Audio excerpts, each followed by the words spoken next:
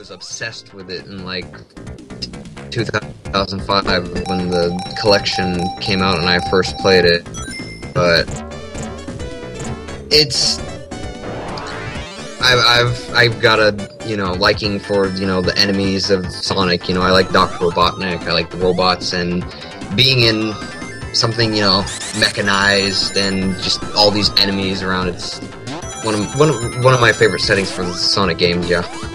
So you like the much more dark mechanical feel. So something like towards Sonic CD, I guess. Yes. That's very understandable. Well, in the classic franchise, yeah, they do have dark settings, but it's not really all around. I think it's probably mixed, just because that it happens in the later portion of the stage. And Sonic and Knuckles does kind of have much darker stages, because it was attached to Sonic 3 once. They was going to make it into one game. Well, it was too big for one cartridge. So that's why Sonic and Knuckles has much more darker portions compared to Sonic 3. Yeah. Well, anyway, with me gathering the Flame Shield, what benefits do I have using the Flame Shield?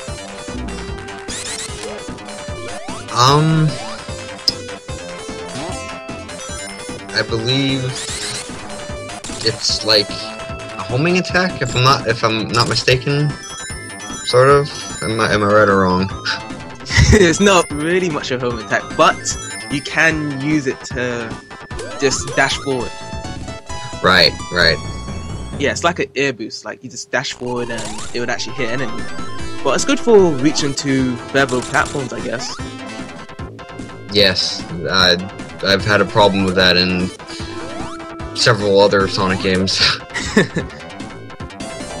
Was it the 3D ones or the 2D ones? 2D ones.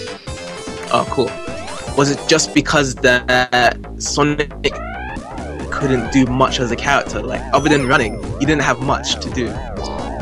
Yeah, his jumps a little bit, coming from first playing the 3D games and going back into 2D, I was like, what? There's no, second jump? I can't just boost my way over to that platform? So, you've grown much more accustomed to the boosting from the the recent Sonic games then? Yeah. That was quite a nice idea that you can use the boost to actually run on water and go in the air to actually reach other platforms, I guess, for Sonic. And do you think that boosting would be good for 2D games? I think yes, but not too much. Like, give it still a challenge that you have to, appropriately jump from the right, position onto a platform to give it a sort of a little challenge, but make it kind of easier. Yeah. Have you played Sonic Rush? The first one for the DS? Yeah. Yes, I have. And what do you think to the level design of that? Was that like a kind of a complaint that you need to jump at the right time, or do you think that it was okay? I think it was okay. I didn't really have much problem jumping.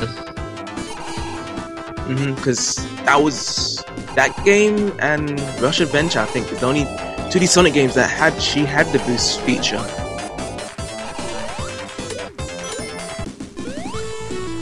But yeah. I'm pretty much struggling trying to find another someone in this stage, because I don't really know much hidden areas in Flying Battery Zone.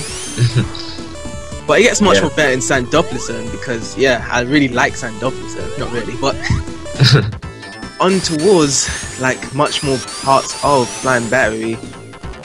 Did you like the design when you actually hit the checkpoints in many parts of the stages and you actually collect rings, or there's enemies in these actual checkpoints? I liked it. Yeah, it gave you sort of a surprise. like, what paths would you advise people to take for in Flying Batteries? Would you make them take the upper path that actually leads to more platform and slowdowns, or would you make them take the lower path, which leads to this straight on speed? It really depends on, you know, the type of person playing. I'd stick with top, you know, but if you like to take it easy and just speed on through and be like Sonic, then go to the bottom. Oh yeah.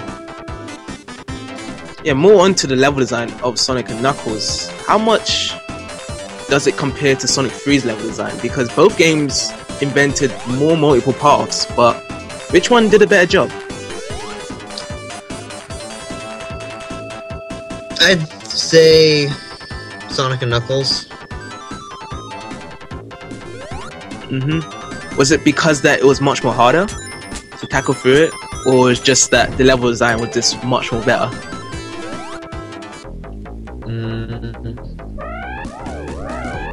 A little bit of both. I think. Oh yeah. Well, we haven't talked about this bonus stage yet, and this bonus stage has some good level design, I guess. What do you think towards this level design of this one? It's very colorful. And does it kind of give you like a seizure attack or anything? Like, because like the colors are always changing. Not for me, no. Like, did you hear about as well?